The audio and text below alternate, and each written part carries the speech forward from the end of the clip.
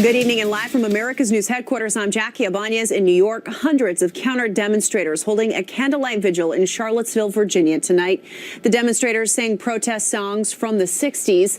The vigil turned into a march around the campus of the University of Virginia. The vigil coming just days after violence at a white nationalist protest left one person dead and more than a dozen injured.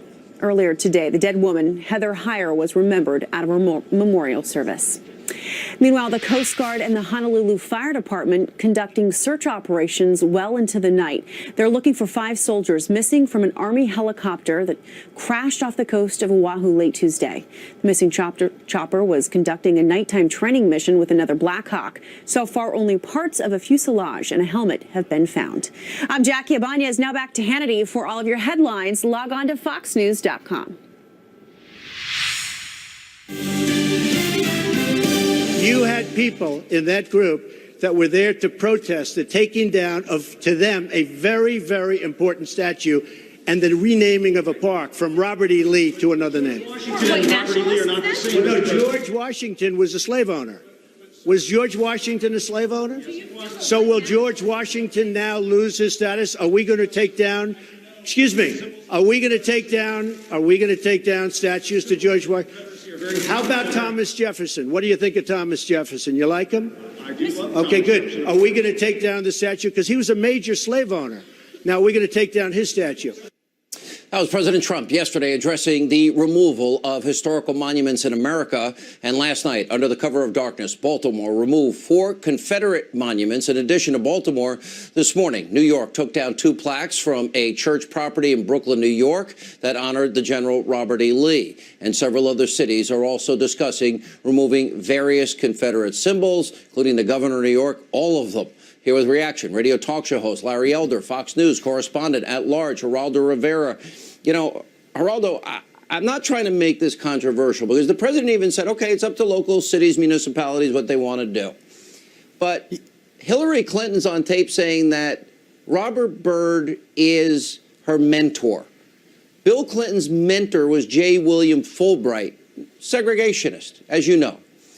Now, they have all over West Virginia, all they have is Robert Byrd School, Robert Byrd Building, Robert Byrd Street, Robert Byrd. Where does it end? And do you think that this is just going to keep going?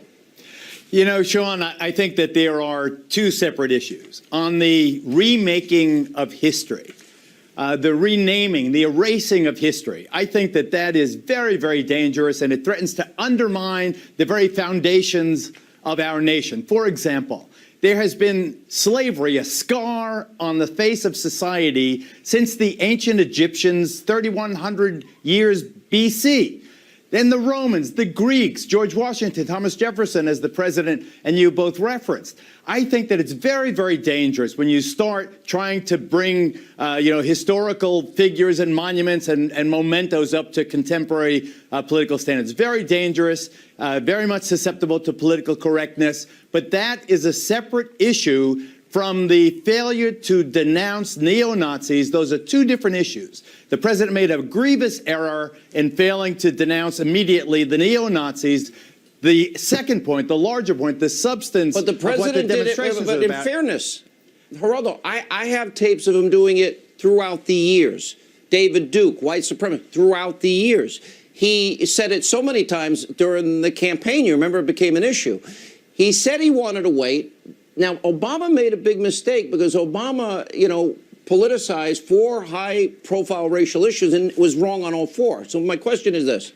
So when the president did denounce it again and again, and he sent out the tweets on Saturday, he said it on Monday, said it yesterday, at what point is enough, does that satisfy the need to say, I hate these people? And by the way, they're disgusting people. You have to say that our friend, the president, and we want him to succeed, and now he is embattled even by people like McConnell and others in his own party. He needs not to take advice from whoever gave him that advice. I don't know if it was Steve Bannon, but it was terrible advice. He should have condemned the neo-Nazis. They stink. There's no such thing as a good neo-Nazi. They really are punks. Get them out of here. Let me get to Larry. Larry?